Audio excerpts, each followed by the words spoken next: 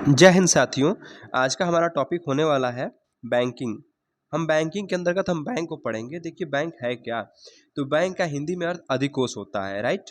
अगर हम बात करें बैंक शब्द की, जो बैंक शब्द है ना, ये इटालियन भाषा के बेंच शब्द से लिया गया है, ठीक है। हम बात करें आधुनिक बैंक की, जो आधुनिक बैंक की शुरुआत है ये इटली से मानी जाती है, ठीक है। अगर पूछे विश्व का पहला आधुनिक बैंक कौन सा था, तो वो था बैंक ऑफ वेनिस, जो कि 1157 ईस्वी में खोला गया था, राइट। तो बैंकिंग में आपको हमने क्या बताया कि बैंक का हिंदी में अर्थ होता है अधिकोष।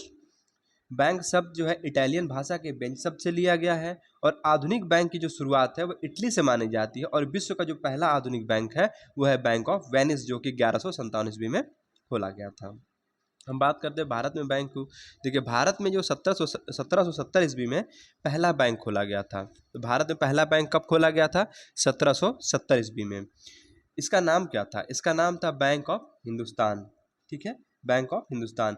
ये इटली के द्वारा खोला गया था। देखिए जो एक थी अलेक्जेंडर कंपनी, ठीक है, ये क्या थी? ये ब्रिटिश कंपनी की सहायक कंपनी थी, इसी ने खोला था, ठीक है। तो बैंक ऑफ हिंदुस्तान किसने खोला था? इटली के द्वारा खोला गया था, जो कि अलेक्जेंडर कंपनी ने खोला था, और ये ब्रिटिश कंपनी की सहायक कंपनी थी। तो भारत में पहला बैंक कब खोला गया था? 1770 ईस्वी में। नाम क्या था उसका? Bank of Hindustan, right. देखिए जो अंग्रेज थे ना, इनके द्वारा भारत में 3 बैंक खोले गए थे। अंग्रेजों के द्वारा भारत में 3 बैंक खोले गए थे, जिन्हें प्रेसिडेंसी बैंक के नाम से जाने जाते थे, ठीक है, जिन्हें हम याद ये कहेंगे, जिन्हें हम प्रेसिडेंसी बैंक कहते थे। इसमें पहला आपका जो बैंक था ये था बैंक ऑफ बंगाल, जो कि 1806 ईस्वी में खोला गया था, राइट। दूसरा था बैंक ऑफ बॉम्बे, जो कि 1840 ईस्वी में खोला गया था। और तीसरा जो था बैंक ऑफ मद्रास, जो कि 1843 ईस्वी में खोला गया था, राइट। तो अंग्रेजों के द्वारा भारत में कितने बैंक खोले गए थे?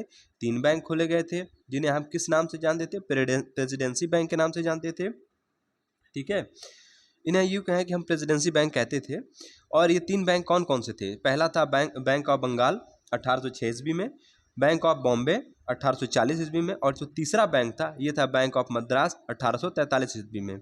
देखिए इनको मर्ज किया गया था, आगे बताएंगे।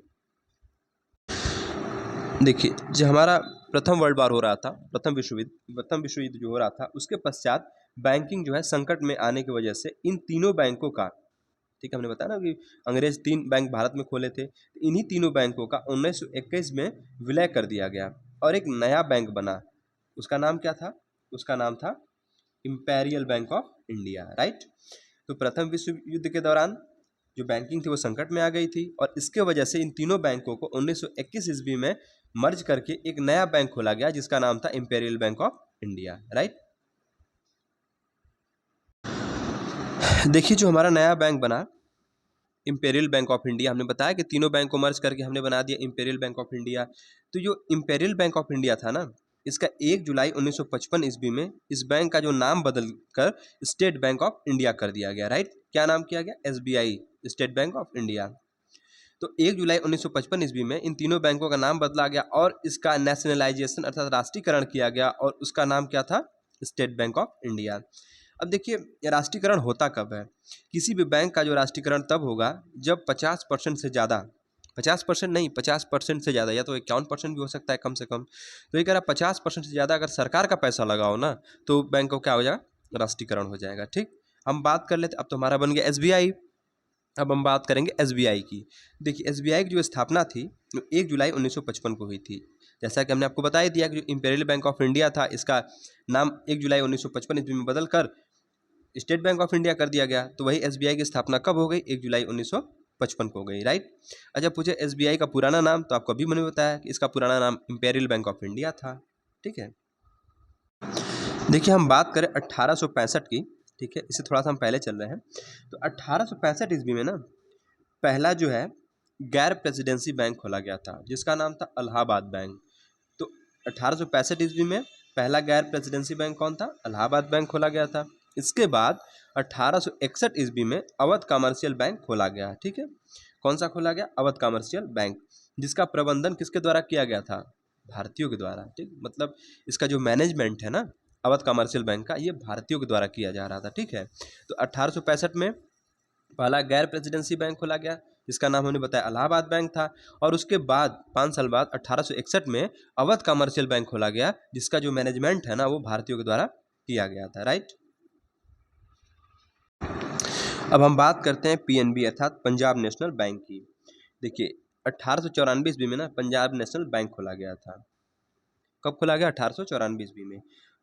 ये जो बैंक था ना पंजाब नेशनल बैंक, ये पहला ऐसा बैंक था जो भारतीयों के द्वारा क्या रेगुलेट किया जा रहा था, मतलब संचालित किया जा रहा था, ठीक है। तो पहला भारतीयों द्वारा संचालित बैंक पूछे तो पंजाब नेशनल बैंक, ठीक है, 1894 ईस्वी में खोला गया था। अच्छा, पूछे कि पंजाब नेशनल बैंक का स्थापना के समय जो हेड क्वार्टर मुख्यालय कहाँ था, तो इसका मुख्यालय लाहौर था, ठीक है।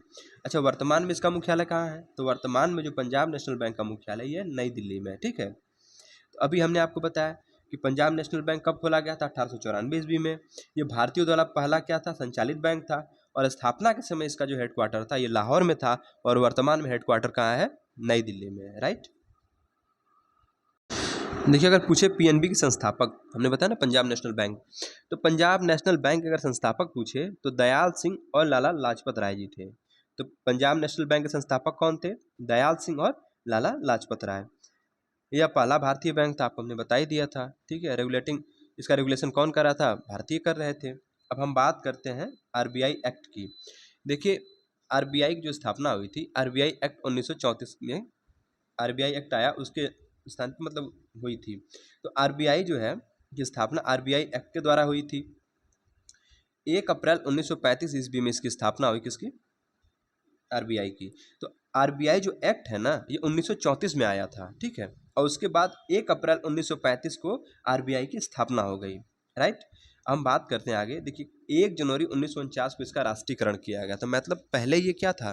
पहले ये सरकारी बैंक नहीं था, ठीक है, ये प्राइवेट सेक्टर का बैंक था। लेकिन 1 जुलाई 1949 के बाद इसका राष्ट्रीयकरण हो गया। किसका? आरबीआई का। और उसके बाद ये बन गया सेंट्रल बैंक। तो आरबीआई के बारे में हमने आपको क्या बताया कि आरबीआई की स्थापना आरबीआई एक्ट 1934 के आधार पर की गई थी। इसकी जो स्थापना है वो 1 अप्रैल 1935 को हुई थी, और 1 जनवरी 1949 को इसका राष्ट्रीयकरण करके इसको सरकारी बैंक मतलब सेंट्रल बैंक बना दिया गया था, राइट। अच्छा, आपको हमने बताया कि राष्ट्रीयकरण कब होता है? सरकार किसी बैंक का राष्ट्रीयकरण कब कर सकती है? जब 50% से ज़्यादा भारत सरकार का या किसी भी सरकार का पैसा लगा हो तो उस बैंक का सरकार राष्ट्रीयकरण कर सकती है, ठीक है। अब हम बात कर देंगे बैंकों का राष्ट्रीयकरण। देखिए, बैंकों का राष्ट्रीयकरण की बात करें, ठीक है, तो जो बैंकों का राष्ट्रीयकरण हुआ था ना ये 2 चरण में हुआ था। कितने चरण में? 2 चरण में। जो पहला चरण था, यहाँ से क्वेश्चन बहुत ज़्यादा पूछता है। जो पहला चरण था ये 19 जुलाई 1969 को, जिसमें 14 बैंकों का राष्ट्रीयकरण किया गया। अच्छा, पूछे उस समय प्रधानमंत्री कौन थी? तो उस समय हमारी जो प्रधानमंत्री थी, जिसको हम आयरन लेडी के नाम से जानते हैं, हमारी इंदिरा गांधी जी थी, राइट। उसके बाद जो दूसरा जो चरण में इसका राष्ट्रीयकरण हुआ बैंकों का, तो वो 15 अप्रैल 1980 को हुआ था, ठीक है। इसमें 6 बैंकों का राष्ट्रीयकरण किया गया। इस समय भी पीएम हमारी इंदिरा गांधी थी। तो आपको हमने बताया बैंकों का राष्ट्रीयकरण कितने चरण में हुआ? 2 चरण में। पहले चरण में जो कि 19 जुलाई 1969 को 14 बैंकों का राष्ट्रीयकरण किया गया था, ठीक है। और दूसरे चरण में, ठीक है, 15 अप्रैल 1980 को 6 बैंकों का राष्ट्रीयकरण किया गया था। इन दोनों इस समय में जो हमारी प्रधानमंत्री थी वो इंदिरा गांधी की थी, राइट। देखिए, अगर हम बात करें 2017 से पहले, ठीक, 2017 से पहले राष्ट्रीयकृत बैंकों की संख्या पूछे तो कितनी थी? 19 थी, ठीक है। उसके बाद सार्वजनिक जो क्षेत्र के बैंक थे उनकी संख्या 27 थी। तो 2017 से पहले राष्ट्रीयकृत बैंकों की संख्या कितनी थी? 19 थी। और सार्वजनिक बैंकों की संख्या कितनी थी? 27 थी, राइट। देखिए, हम बात करें 1993 में न्यू बैंक ऑफ इंडिया का जो विलय है, ठीक है, इसका विलय पीएनबी में हो गया था। इस कारण जो हमारा राष्ट्रीयकृत बैंक है ये 19 रह गई। तो 1993 में न्यू बैंक ऑफ इंडिया का विलय किसमें हुआ? पंजाब नेशनल बैंक में हुआ। इसी कारण हमारे जो राष्ट्रीयकृत बैंकों की संख्या कितनी रह गई थी? 19 रह गई थी, राइट। जब पूछे कि वर्तमान में राष्ट्रीयकृत बैंकों की संख्या कितनी है, तो वर्तमान में राष्ट्रीयकृत बैंकों की संख्या 12 है, ठीक है। एसबीआई को छोड़कर 11 है। तो वर्तमान में राष्ट्रीयकृत बैंकों की संख्या 12 और एसबीआई को छोड़ दे तो 11 है, ठीक है।